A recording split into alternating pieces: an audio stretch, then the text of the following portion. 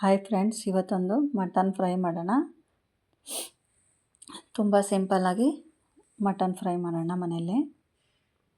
ಹೇಗೆ ಮಾಡೋದು ಅಂತ ನೋಡಿ. ಈ ರೀತಿ ಮಟನ್ ಫ್ರೈ ಮಾಡೋಣ ನಾವು. ಅದಕ್ಕೆ ಏನು ಬೇಕು ಅಂತ ನೋಡೋಣ. ಮೊದಲು ಖಾರದ ಪುಡಿ, ಚಕ್ಕೆ ಲವಂಗದ ಪುಡಿ, ಮೆಣಸಿನ ಪುಡಿ ತೊಗೊಂಡಿದ್ದೀನಿ.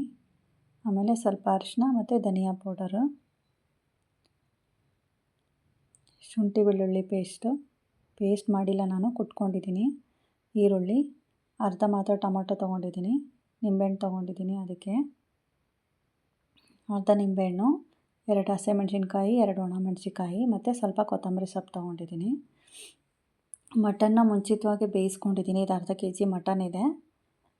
ನೀಟಾಗಿ ಬೇಯಿಸ್ಕೊಂಡಿರುವಂಥ ಮಟನ್ ಅದು. ಅರಿಶಿನ ನೀರುಳ್ಳಿಲಿ ಈಗ ಒಂದು ಬಾಣಲಿಲಿ ಸ್ವಲ್ಪ ಮಾತ್ರ ಎಣ್ಣೆ ಹಾಕ್ತಿದ್ದೀವಿ. ಯಾಕಂದರೆ ಮಟನ್ ಬೇಯಿಸ್ಕೊಂಡಿದ್ವಲ್ಲ, ಅದರಲ್ಲಿ ಆಯಿಲ್ ಬಿಟ್ಟಿರುತ್ತೆ.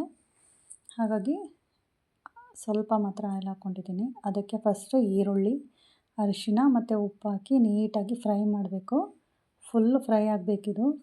ಮಟನ್ ಫ್ರೈ ಆಗಿರೋದ್ರಿಂದ ಇದು ನೀಟಾಗಿ ಫ್ರೈ ಆಗಬೇಕು. ಅದಾದಮೇಲೆ ಹಸಿಮೆಣ್ಸಿನ್ಕಾಯಿ, ಒಣಮೆಣ್ಸಿನ್ಕಾಯಿ ಹಾಕ್ಕೊಳ್ತಾ ಇದ್ದೀನಿ. ಅದು ಅರ್ಧ ಬಾಯ್ಲ್ ಆದಮೇಲೆ ಇವಾಗ ಟೊಮೊಟೊ ಹಾಕ್ಕೊತಾ ಇದ್ದೀನಿ.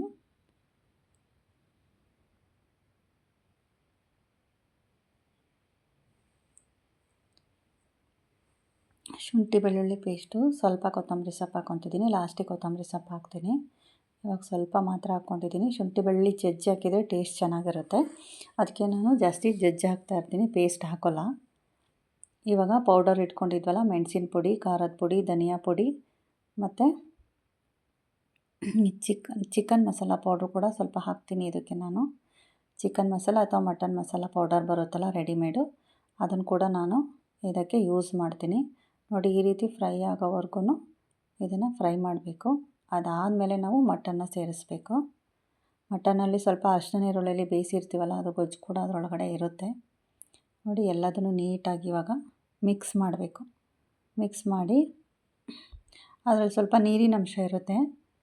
ಅದನ್ನು ಹೋಗೋವರೆಗೂ ನಾವು ಫ್ರೈ ಮಾಡೋಕ್ಕೆ ಸ್ವಲ್ಪ ಮುಚ್ಚಿಬಿಟ್ಟು ಒಂದು 10 ಮಿನಿಟ್ಸ್ ಇಡಬೇಕು.